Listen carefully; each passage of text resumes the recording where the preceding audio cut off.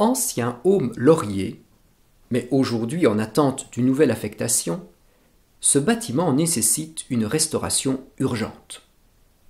Toutefois, son nouvel usage fait débat et se doit de tenir compte de volontés testamentaires de Marie-Thérèse Laurier, datant de 1863. Vous l'aurez peut-être deviné, Marie-Thérèse Laurier était une personne d'importance. En témoigne la rue à 2 pas d'ici et ce heaume qui porte son nom. Et en effet, Marie-Thérèse Laurier était une riche propriétaire de la région.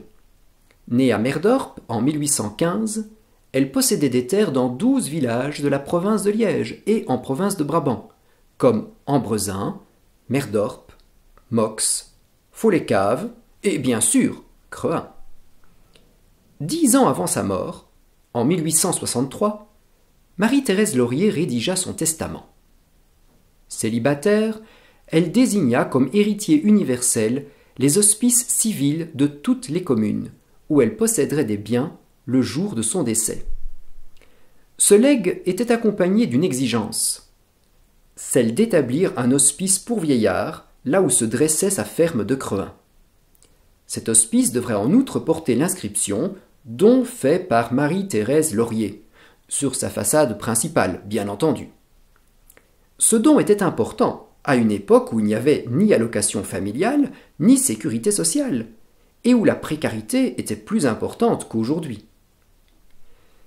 Évidemment, dès la mort de la généreuse donatrice le 6 janvier 1873, ces 18 héritiers légitimes tentèrent de casser ce testament, mais furent déboutés en 1877 et en 1879. On put ainsi exécuter les volontés de mademoiselle Laurier, en créant donc un hospice mixte pour vieillards indigents qui auraient leur domicile dans les communes où leur bienfaitrice possédait des terres. L'entrée y était cependant régulée par une autre condition, car chaque commune aurait droit à un nombre de lits proportionnel au chiffre de sa population. L'hospice fut géré par des bureaux de bienfaisance d'abord, par des commissions d'assistance publique ensuite. En gros, quelques membres élus par le conseil communal s'occupaient de l'administration. Après la Seconde Guerre mondiale, l'hospice devint un hôpital rural, l'hôpital Saint-Joseph, avec une maternité et des services de chirurgie. La commission de Crehin fut alors aidée par des religieuses de la congrégation des sœurs franciscaines du Sacré-Cœur de Louvain, infirmières et accoucheuses de formation. Avec le développement des hôpitaux de Huy et de Waremme dans les années 1960, cet hôpital rural était superflu et devint une maison de repos pouvant accueillir une trentaine de personnes âgées. Les religieuses y continuèrent leurs tâches avec passion.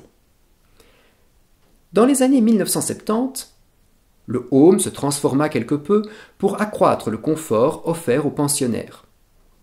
À la fin des années 1990, les sœurs franciscaines, désormais âgées, furent remplacées par des laïcs et la maison de repos s'agrandit en passant à 49 lits.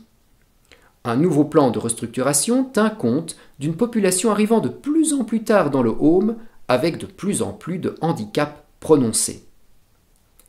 En 2015, les pensionnaires déménagèrent dans un nouveau heaume, plus moderne, à Anu. Observons un peu le bâtiment, qui est le plus imposant du village. Il possède 2 niveaux élevés en briques et pierres calcaires. Le soubassement est en pierre bleue. Un 3e niveau est formé par le toit à la mansard. Vu du ciel, l'ancien heaume a une forme de H dissymétrique, au cœur d'un grand parc.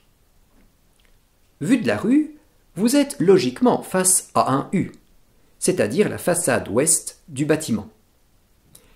L'hommage à Marie-Thérèse Laurier est bien visible au-dessus de la porte d'entrée, dans l'aile droite.